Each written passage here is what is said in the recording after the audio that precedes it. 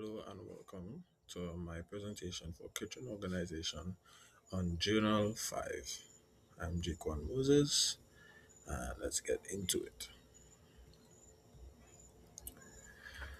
I'm going to be presenting on my observations and experience at THDI, given the prompts. Given your observation and experience at the Tobago Hospitality and Tourism Institute, or THDI, explain deficiency gaps in the following areas of space on the Institute's compound, starting with public areas, limited seating and waiting space for students and visitors. Now, if you were to take a trip to the THCI compound, there's a small waiting area where students or guests and staff would gather to either wait on the shuttle or for transportation. This area has four long benches, but these benches are easily quickly occupied by large numbers of students, leaving the others to stand around, be vulnerable to the weather, and people would have to stand on the walls or sit on the ground because this space isn't sufficient for holding a lot of people at a time. Insufficient shelter from weather conditions. Similarly, this is the only known place for waiting and sheltering. Therefore, sometimes students would have to resort to going into a classroom, which they would have to ask for permission and the key to unlock some of these classrooms that are typically locked to get shelter from the weather. Poor signage and directions for visitors. Now, there was a smaller attempt to rectify this, but there are still some areas where signage is needed for guests and visitors. Overcrowding during peak class times or events. Now, classes are there are two large classes, but most of them are pretty small.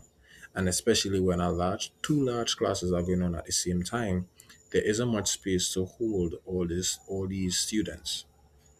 So sometimes students would have to take chairs from other classrooms and bring it into the other class, and then it becomes claustrophobic and people are joined up close, and it's very hard to focus in such situations.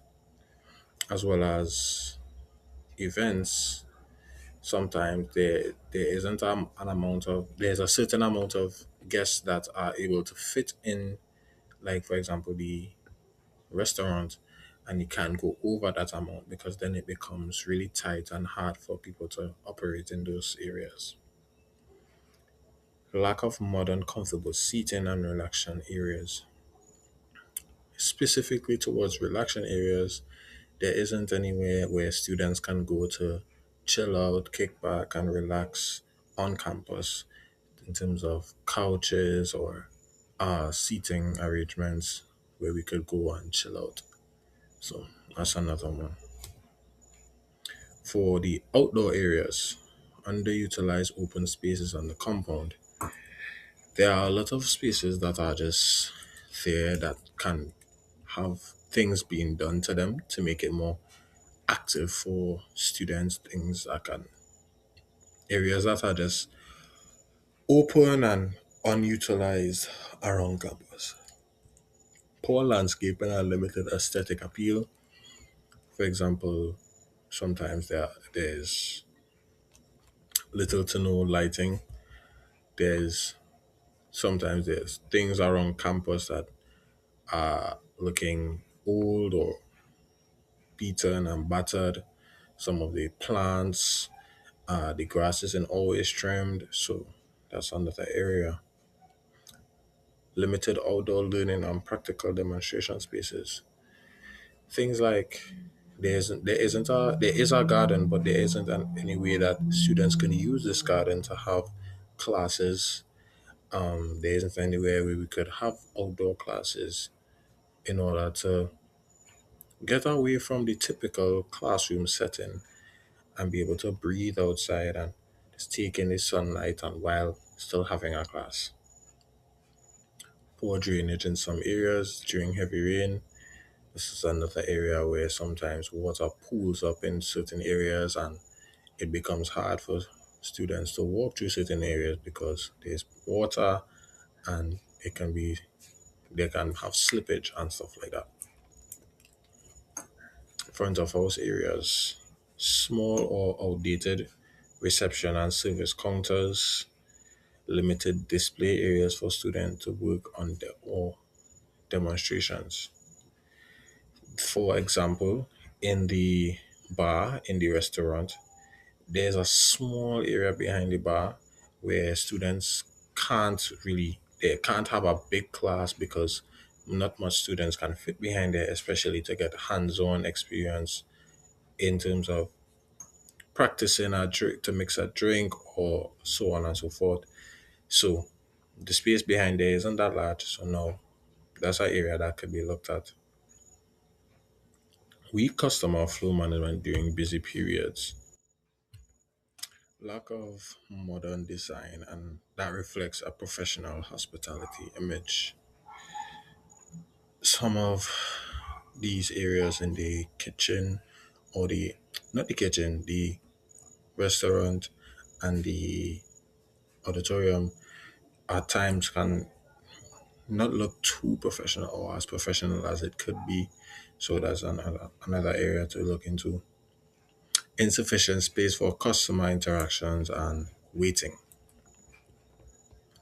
At the back of house areas, overcrowded kitchen and storage spaces during practical sessions, especially when students have events or dinners.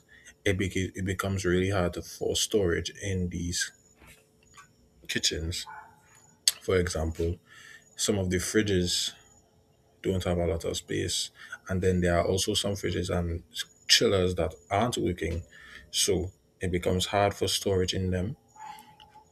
And then sometimes we have to end up stacking bowls on top of each other, which becomes not only dangerous but it causes wastage when a bowl tips over. For example, one of the recent events held at the school, a bowl was tipped over in the fridge, leading to wastage and cost. It can affect cost and overall not a good experience. Limited equipment for large student groups. So again, when students be, are in the kitchen, for example, for a practical exam where all students have to work individually, it becomes hard for students to find bowls, pots, pans, tools, so resulting in students having to bring things from home in order to use in the kitchen to complete their tasks. Inefficient workflow due to poor layout design, inadequate storage for dry goods, chilled or frozen items. Like I said before, in the fridges and chillers, there's limited space, and also the cage for the dry goods. It becomes overcrowded at times, causing foods and stuff to be left outside rather than being stored away. Insufficient separation between raw preparation and cooking areas.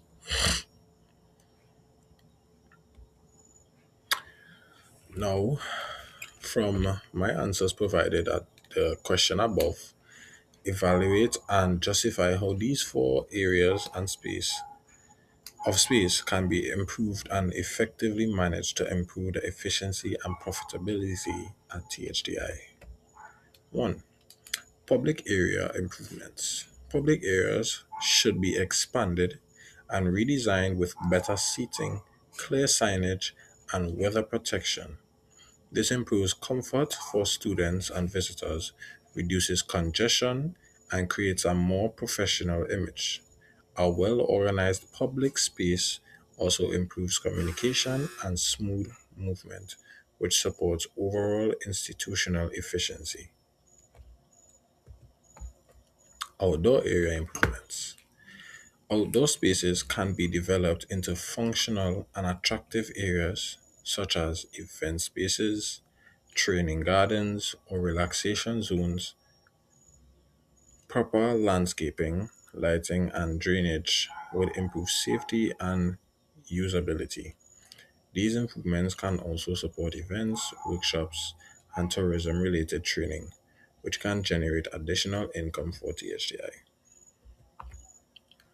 Front of house improvements. Upgrading reception areas, improving customer flow, and creating modern display spaces would enhance the professional image of THDI. A well designed front of house improves visitor experience, supports student hospitality training, and strengthens the institute's brand. This can attract more partnerships, students, and external events, improving revenue opportunities. Lastly, the back of house improvements. The back of house areas should be redesigned for better workflow, increased space, and improved equipment allocation. Separating preparation, cooking, and storage areas reduces congestion and improves safety and efficiency. A more organized kitchen allows students to train more effectively and increase productivity during practical sessions, which supports higher quality output and better institutional performance. Thank you for listening.